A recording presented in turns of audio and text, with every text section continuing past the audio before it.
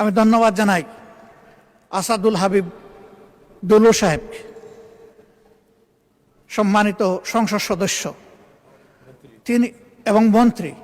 তিনি একটি আন্দোলন গড়ে তুলেছিলেন, জাগো বাহে।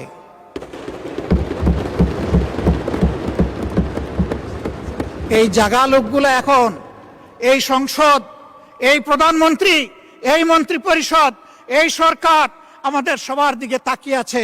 আমাদেরকে তো জাগিয়েছে তো ঠিকই, আমরা কিন্তু আমাদের দাবি এখন বাস্তবায়ন হচ্ছে দেখতে চাই। তিস্তা মহাপরিকল্পনা বাস্তবায়নের গল্প শুনতে শুনতে মানুষগুলা ক্লান্ত, এখন আর গল্প শুনতে চায় না, এখন তারা পদক্ষেপ দেখতে চায়।